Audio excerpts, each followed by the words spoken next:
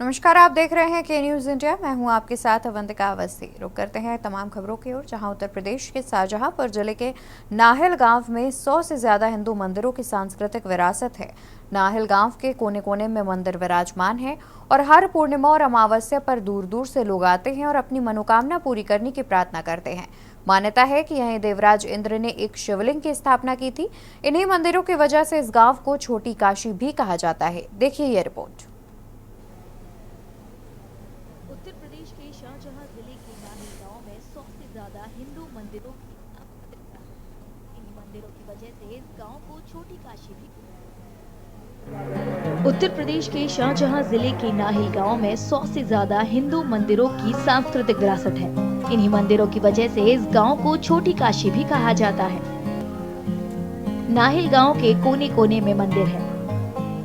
इस गांव का सबसे पुराना मंदिर रघुनाथपुरी है, जो तकरीबन 500 साल पुराना माना जाता है। मान्यता है कि यहीं देवराज इंद्र ने एक शिवलिंग की स्थापना की थी। हर पूर्णमासी को अमावस को बहुत दूर दूर से लोग आते हैं, अपनी मनोकामनाएं उनकी पूर्ण होती हैं। इसकी ये विशेषता है कि यहाँ पर आप मनोकामना जो मांगते हैं उसका बहुत जल्दी आपकी मनोकामना बहुत जल्दी ही पूर्ण हो जाती है। यहाँ बहुत दूर दूर से लोग आते हैं, सभी भक्तों की मनोकामना पूर्ण होती है। और यहाँ पर शाम को आज बहुत बड़ा भव्य आयोजन है शिव सेवा समिति के बच्चों के द्वारा। इन प्राचीन मंदिरों में रोजाना दूर दूर से सैकड़ों श्रद्धालु पूजा करने पहुँचते हैं। छोटी काशी के नाम से प्रसिद्ध है, इधर छोटी काशी कहा जाता है। हमारे गांव में बहुत करीब लगभग समथिंग 80-85 मंदिर हैं और जो बड़े बड़े स्थान हैं, बाबा स्वामी अक्कानंद महाराज वहाँ महंत भी रहते हैं, पूजा देखते हैं। हमारे यहाँ लगभग 80 से 90 मंदिर बने हुए हैं। हर मंदिर के साथ में कुआं भी है और हर मंदिर में पूजा होती है। किसी भी जाति के लोग जाकर पूजा करते हैं, अपनी मान्यता मांगते हैं। गांव में भूमि सेन मंदिर, बाबा तुरंतनाथ और राम जानकी मंदिर भी है। इन मंदिरों में लोगों की गहरी आस्था है।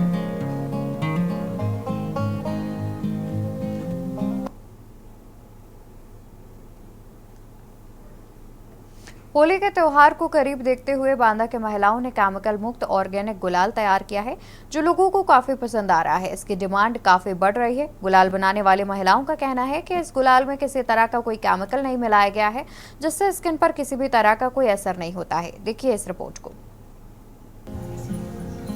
होली का त्योहार नजदीक आने के साथ ही आने वाले दिनों में गुलाल की मांग बढ़ने की उम्मीद है। इसी को ध्यान में रखते हुए उत्तर प्रदेश के बांदा जिले में महिलाएं ऑर्गेनिक गुलाल और रंग तैयार कर रही हैं। इसमें कोई केमिकल नहीं मिलाया गया है, ताकि लोग सुरक्षित तरीके से होली खेल सकें। ये हमको एक दिल्ली से मैम आई थी, रंजू मैम, तो डीएम मैम के आदेश द्वारा हमको ये ट्रेनिंग दिलवाई गई है। और इसका बेनिफिट ये है कि हमारे चेहरे में नुकसान नहीं कर, जैसे केमिकल के सारे किसी का सर दर्द होने लगता है, किसी के चेहरे में दाने निकल आते हैं, इसमें ऐसा कुछ नहीं है। ये बहुत ही फायदेमंद है। इन ऑर्गेनिक रंगों को बनाने में सब्जियों और मसालों जैसे नेचुरल प्रोडक्टों का इस्तेमाल किया जाता है। ये गुलाल बिना केमिकल के है, जैसे पालक है, चुकंदर है, फलों और सब्जियों द्वारा निर्मित है। हम पहले अरारोट लाते हैं, फिर उसमें पालक का रस, उसमें मतलब पहले पालक को साफ कर लेते हैं, फिर उसमें पीसते हैं मिक्सी से, फिर इसके बाद कपड़े से छानकर उसका रस मिलाते हैं। सभी महिलाएं 15 से 14 महिलाएं, सभी महिलाएं उसको पहले वो करती हैं, फिर इसके बाद उसमें सेंट डाला जाता है। फिर उसमें हम लोग 2 दिन के लिए उसे धूप में रखते हैं। फिर इसके बाद हम पैकिंग करते हैं। पैकिंग करने के बाद हम मार्केटिंग करते हैं। ये रंग और गुलाल केमिकल फ्री होते हैं, इसलिए स्किन पर इसका कोई असर नहीं पड़ता है। होली खेलने के बाद बचे रंग और गुलाल को फेस मास्क के तौर पर इस्तेमाल किया जा सकता है। जो गुलाल हम लोग का बचता है, जैसे हल्दी वाला है तो उसको बचता है, तो वो कोई चेहरे में कोई नुकसान भी नहीं करता है। और जो बचता है गुलाल तो उसको हम फेस पैक के रूप में भी हम लगा सकते हैं, गुलाब जल मिला के। उसमें कोई केमिकल नहीं है, कोई दिक्कत नहीं आती है सर। महिलाओं के मुताबिक वे गुलाल के 1000 से ज्यादा पैकेट बेच चुकी हैं। उन्हें उम्मीद है कि होली के त्योहार से पहले लगभग 15,000 पैकेटों की बिक्री हो जाएगी।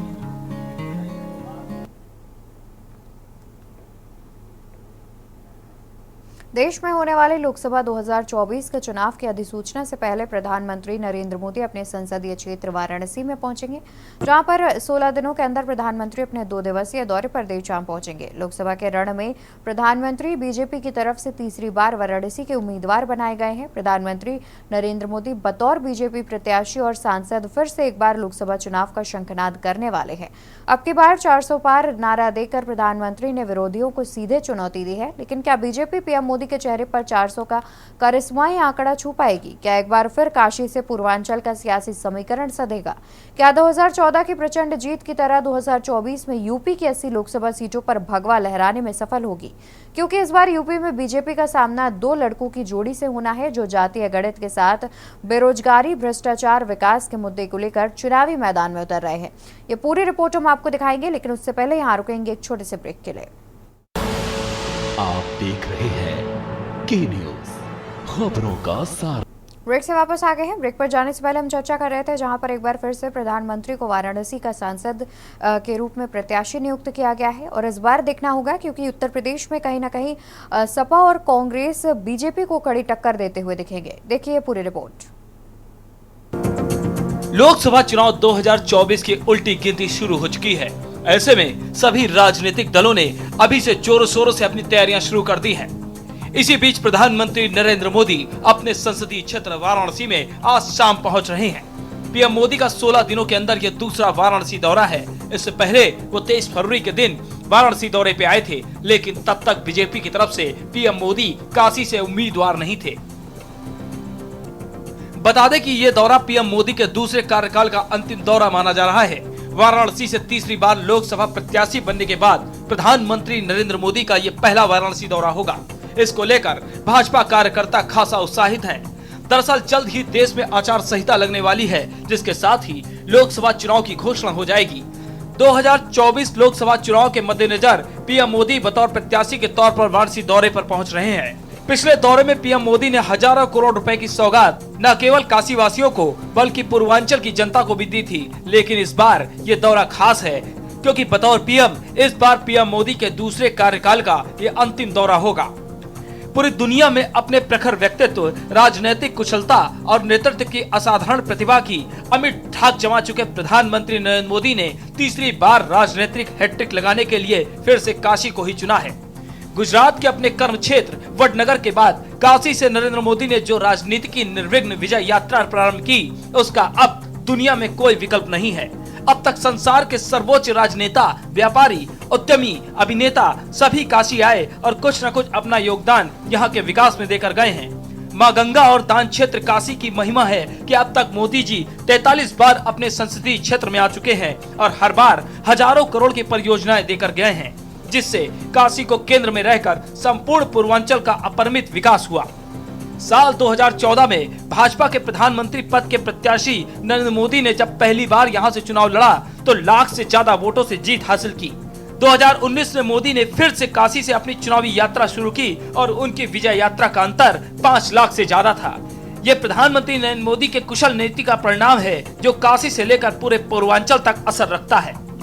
काशी के सियासी समीकरण को समझें तो काशी क्षेत्र में हिंदुओं की आबादी 75% है और मुस्लिम 20%। 5% सभी अन्य धर्म को मानने वाले हैं। वाराणसी लोकसभा सीट की 65% आबादी शहरी और 35% ग्रामीण है। काशी में अनुसूचित जाति का प्रतिशत 10 है और जनजातियों का भी प्रतिशत 0.7 है। राजनीति की हवा काशी से ही उठती है। वाराणसी लोकसभा सीट का सियासी समीकरण साधने से मिर्जापुर, चंदौली, जौनपुर, गाजीपुर की सीट बिना प्रयास ही सफल हो जाती है। पिछले चुनाव में डॉक्टर महेंद्र नाथ पांडे, अनुप्रिया पटेल दोनों ही इसी क्षेत्र के कारण जीते और मंत्री पद मिला। 2019 में मनोज सिन्हा को हार के बाद भी जम्मू कश्मीर का राज्यपाल बनाया गया। कहते हैं यूपी में जिसने पूर्वांचल साथ दिया उसकी देश की सत्ता पे हुकूमत पक्की है, क्योंकि यूपी की 80 लोकसभा सीटें देश की सियासत और देश के भविष्य को बदलने के साथ नए इतिहास को लिखने का मादा रखती हैं। ऐसे में पीएम मोदी का अब की बार 400 पार का नारा वोटरों की कसौटी पर कितना खरा उतरेगा, इसका जवाब आने वाले वक्त के गर्भ में छिपा है। लेकिन पीएम मोदी काशी से चुनावी शंखनाद कर विरोधियों को पूर्वांचल में कितना नुकसान देंगे, ये बड़ा सवाल है। विनीत शर्मा, स्पेशल डेस्क, के news India. Raebareli Lok Sabha seat लंबे वक्त से कांग्रेस पार्टी का गढ़ है। कांग्रेस यहां से 17 बार जीत चुकी है और कांग्रेस के दिग्गज नेता और पूर्व अध्यक्ष सोनिया गांधी 2004 से यहां पर लगातार सांसद हैं। लेकिन रायबरेली में इस बार कांग्रेस को प्रत्याशी चुनने में अभी चयन नहीं कर पाई है, जिसमें ये कयास लगाए जा रहे हैं कि इस बार ये सीट पर मुकाबला दिलचस्प होने की उम्मीद है। देखिए इस खास रिपोर्ट में। रायबरेली लोकसभा सीट लंबे वक्त से कांग्रेस पार्टी का गढ़ है। कांग्रेस यहां से 17 बार जीत चुकी है। कांग्रेस की दिग्गज नेता और पूर्व अध्यक्ष सोनिया गांधी 2004 से यहां से लगातार सांसद हैं। पूर्व प्रधानमंत्री इंदिरा गांधी भी रायबरेली से सांसद रही थी। इतनी वीआईपी सीट होने के बावजूद इलाके के मतदाताओं की कुछ शिकायतें अब भी बनी हुई हैं। हम लोगों की असुविधा है वो सड़क है। आज भी शहर की सड़कें टूटी हुई हैं, अव्यवस्थित हैं। ग्रामीण अंचल से जब कभी हम लोग शहर की ओर आते हैं तो जो शहर की जो सड़कें हैं वो टूटी हुई मिलती हैं। तो शहर से ग्रामीण अंचल की सड़कें वो भी टूटी हुई दिखाई पड़ती हैं। जब कोई नेता कोई मिनिस्टर जब आता है तो शहर की सड़कें दिखाई पड़ती हैं कि कुछ वो गड्ढे मुक्त कर दी गई हैं, अदरवाइज जो सड़कें हैं उनमें सब गड्ढे ही गड्ढे दिखाई पड़ते हैं। जो रायबरेली की सड़कें हैं वो आवागमन में उसमें बहुत असुविधाएं हो रही हैं। तो हम चाहते हैं कि जो अंदरूनी जो सड़कें रहती हैं वो मुख्यतः मैं ये देखती हूँ ना कि हर 6 महीने पे वो ख़राब हो जाती हैं, तो वो व्यवस्थित होनी चाहिए, क्योंकि आवागमन का जब रास्ता सही होगा तो सुविधाएं मिलेंगी और हमारे लिए बेहतर विकल्प भी मिलेगा। रायबरेली की सियासत की जानकारी रखने वालों का मानना है कि इस बार प्रियंका गांधी यहां से चुनाव लड़ सकती है। ये अलग बात है कि पहली लिस्ट में राहुल गांधी की सीट तो घोषित कर दी गई है, लेकिन रायबरेली पर फैसला नहीं लिया गया है। प्रियंका अगर दावेदार हो गई तो मुकाबला जैसा हमने कहा कि बहुत रोचक होगा। देखिए नया चेहरा होगा और 20 साल की नुमाइंदगी है सोनिया गांधी जी की। यहाँ के लोगों ने उनके काम को देखा है, नाम से तो वो आज़ादी के पहले से जुड़े हुए हैं। तो हमें नहीं लगता कि कोई सामान्य प्रत्याशी प्रियंका जी को यहाँ पर डिफीट दे सकता है भाजपा का। राजनीति से इतर रायबरेली की जनता चाहती है कि बेरोजगारी, महंगाई और महिला सुरक्षा जैसी परेशानियों से जल्द निजात मिल जाए। मेन मुद्दा है चुनावी का तो देखें तो ये बेरोजगारी है, अनएम्प्लॉयमेंट बढ़ता जा रहा है। जनसंख्या इतनी है तो इतनी जनसंख्या में जिस उस मुद्दे से चाहिए, जिस तौर तरीके से चाहिए, लोगों को नौकरियां नहीं मिल रही हैं और लोग परेशान हैं, चाहे वो ग्रामीण क्षेत्र का हो चाहे शहर क्षेत्र का हो। सिलेंडर का रेट इतना बढ़ गया है, इतना ज़्यादा हो गया है, सब्जियों के रेट इतने दाम बढ़ गए हैं। तो हम यही चाहते हैं कि जो चुनाव हो और हमारा जो भी नेता बने वो सदन में इस चीज़ को रखे कि महंगाई इतनी बढ़ गई है, महिलाओं के लिए इतनी समस्या हो रही है, महिलाओं की सुरक्षा को लेकर के है और महंगाई दिन पर दिन बढ़ती जा रही है। तो इसको लेकर के थोड़ा सा जो भी हमारा नेता बने वो इस बात को रखे सदन में। कुछ लोगों का कहना है कि यूपीए सरकार में शुरू की गई योजनाओं को एनडीए सरकार ने आगे नहीं बढ़ाया। यहाँ पे जो कांग्रेस के जमाने में दिए हुए प्रोजेक्ट हैं उनको काफी स्लो किया है। जैसे एम्स में 900 रुपए का बजट एलोकेशन हुआ था यूपीए गवर्नमेंट में, अभी तक 823 करोड़ रुपए ही खर्च हो पाया है। 900 बेड का अस्पताल बनना था, 720 का कर दिया गया।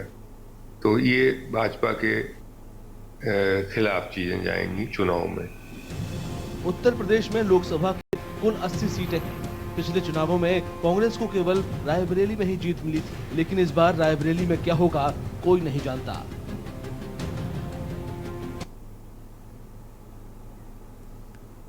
लोकसभा चुनाव के लिए उत्तराखंड में तमाम राजनीतिक दल तैयारियों में लगे हुए हैं। हालांकि चुनावी तैयारियों में भाजपा अपने विरोधी दलों से तैयारियों में काफी आगे निकल गई है, तो वहीं विपक्षी दलों के लिए चुनावी राह काफी कठिन साबित होती जा रही है। इसके तहत इंडिया गठबंधन ने यूकेडी से दूरी बना ली है, जिसके बाद यूकेडी ने अकेले लोकसभा चुनाव लड़ते हुए प्रदेश की 5 लोकसभा सीटों पर प्रत्याशी उतारने का ऐलान किया है। जल्द ही पार्टी प्रत्याशियों की घोषणा भी करने जा रही है। तो वहीं मुख्य विपक्षी दल कांग्रेस की बात करें तो चुनाव से पहले कांग्रेस को राज्य में बड़ा झटका लगा है।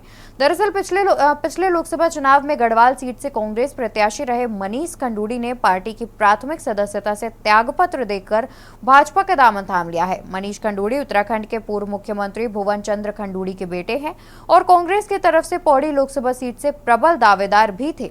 लेकिन चुनाव की दहलीज पर पहुंचते ही मनीष खंडूड़ी ने कांग्रेस से अपने रिश्ते तोड़कर कांग्रेस के पूरे समीकरण को बिगाड़ दिया है। मनीष खंडूड़ी की जगह पार्टी अब किसे प्रत्याशी घोषित करेगी, इस पर अभी मंथन चल रहा है। तो वहीं खबर सामने आ रही है कि लोकसभा चुनाव के लिए कांग्रेस प्रत्याशियों के पैनल में विधायकों के नाम भी शामिल कर सकती है और प्रदेश के बड़े नेताओं की तैयारियों न होने की स्थिति में विधायकों को मैदान में उतारा जा सकता है। बताया जा रहा है कि कांग्रेस अल्मोड़ा पिथौरागढ़ लोकसभा सीट से यशपाल आर्य, टिहरी से प्रीतम सिंह और विक्रम सिंह नेगी, नैनीताल उधम सिंह नगर से भुवन कापड़ी और पौड़ी सीट से राजेंद्र भंडारी के नाम के भी पैनल में शामिल कर सकती है। सवाल यह है कि चुनावी तैयारी के लिहाज से कौन कितना तैयार है और किस दल की तैयारी किस पर भारी पड़ेगी। देखिए ये रिपोर्ट।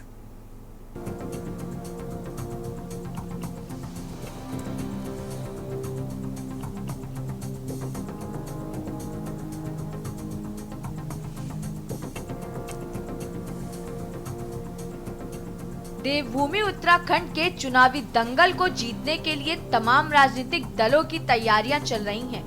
बीजेपी जहां ताबड़तोड़ रैलियां करने के साथ ही बैठकों में चुनावी गुड़ा भाग में लगी हुई है, तो वहीं दूसरी ओर विपक्षी दलों की राहें दिन प्रतिदिन कठिन होती जा रही हैं। दरअसल पिछले लोकसभा चुनाव में गढ़वाल सीट से कांग्रेस प्रत्याशी रहे मनीष खंडूड़ी ने पार्टी की प्राथमिक सदस्यता से त्यागपत्र देकर भाजपा का दामन थाम लिया है। मनीष खंडूड़ी उत्तराखंड के पूर्व मुख्यमंत्री भुवन चंद्र खंडूड़ी के बेटे हैं और कांग्रेस की तरफ से पौड़ी लोकसभा सीट से प्रबल दावेदार भी थे। लेकिन चुनाव की दहलीज पर पहुंचते ही मनीष खंडूड़ी ने कांग्रेस से अपना रिश्ता तोड़कर कांग्रेस के पूरे समीकरण को बिगाड़ दिया है। मनीष खंडूड़ी की जगह पार्टी अब किसे प्रत्याशी घोषित करेगी, इस पर अभी मंथन चल रहा है। केवल मनीष खंडूड़ी जी नहीं, देश भर में कांग्रेस के कई दिग्गज नेता, बड़े बड़े नेता कांग्रेस पार्टी छोड़ रहे हैं और उनको लगता है कि कांग्रेस में रह कर के उनका भविष्य सुरक्षित नहीं है। और दूसरा है कि वो जनता की सेवा जो करना चाहते हैं वो कांग्रेस के माध्यम से रह करके वो नहीं कर सकते हैं। आपको बता दें कि कन्याकुमारी से कश्मीर तक कांग्रेस नेता राहुल गांधी की भारत जोड़ो यात्रा में बतौर भारत यात्री शामिल रहे मनीष खंडूड़ी की कांग्रेस पथ वाली यात्रा 5 साल में ही थम गई। वहीं मनीष खंडूड़ी ने कांग्रेस से अपना रिश्ता तोड़कर कांग्रेस के पूरे समीकरण को बिगाड़ दिया है। वहीं खबर आ रही है कि लोकसभा चुनाव के लिए कांग्रेस प्रत्याशियों के पैनल में विधायकों के नाम भी शामिल कर सकती है। प्रदेश के बड़े नेताओं के तैयार न होने की स्थिति में विधायकों को मैदान में उतारा जा सकता है। बताया जा रहा है कि कांग्रेस अल्मोड़ा पिथौरागढ़ लोकसभा सीट से यशपाल आर्य, टिहरी से प्रीतम सिंह और विक्रम सिंह नेगी, नैनीताल उधम सिंह नगर से भुवन कपाड़ी और पौड़ी सीट से राजेंद्र भंडारी के नाम को भी पैनल में शामिल कर सकती है। वहीं दूसरी तरफ इंडिया गठबंधन ने यूकेडी से दूरी बना ली है, जिसके बाद यूकेडी ने अकेले लोकसभा चुनाव लड़ते हुए प्रदेश की 5 लोकसभा सीटों पर प्रत्याशी उतारने का ऐलान किया है।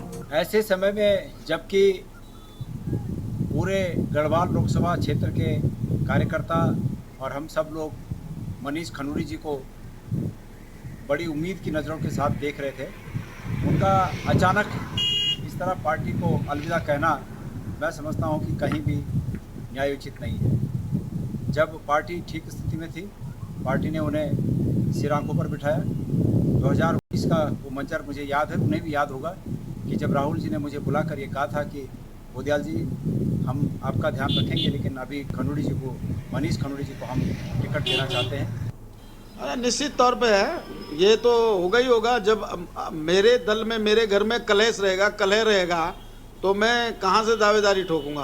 अब हरिद्वार सीट हॉट सीट है, अभी वहाँ तक न किसी ने भी, न भारतीय जनता पार्टी ने, न उन्होंने, 2 गढ़वाल और हरिद्वार 2 सीटें ऐसी हैं जहाँ पे किसी ने भी अपने प्रत्याशी को घोषित नहीं किया है। किस हिसाब से हमको पीछे मान रहे हैं। बूथ कमेटियाँ हमारी तैयार हैं, जिन्हें चुनाव लड़ाना है कार्यकर्ता हमारा बूथ में तैयार है। ब्लॉक कांग्रेस कमेटी का गठन हो गया। मंडलम कांग्रेस में हमारे मंडलम जो हमारे 1070 मंडल हैं उनकी हमारी तैयारी कर दी।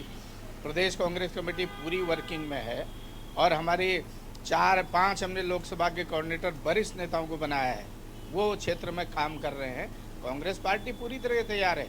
देखिए, टिकट जब तक चुनाव की घोषणा नहीं हो जाती, अभी तो चुनाव आयोग का कार्यक्रम ही नहीं आया। कुल मिलाकर लोकसभा चुनाव के लिए समय बेहद कम है। यही वजह है कि तमाम राजनीतिक दल चुनावी दंगल को जीतने की तैयारियों में लगे हुए हैं। हालांकि इन तैयारियों के बीच विपक्षी दलों की राहें लगातार कठिन होती जा रही है। ऐसे में सवाल ये है कि बिन तैयारी विपक्षी एकजुटता कैसे भाजपा की जीत के रथ को रोक पाने में कामयाब होगी। Uttarakhand desk report. और खबरों में मेरे साथ फिलहाल के लिए बस इतना ही। बाकी की खबरों के लिए आप देखते रहिए के न्यूज़ इंडिया। नमस्कार। आप देख रहे हैं के न्यूज़, खबरों का सारथी।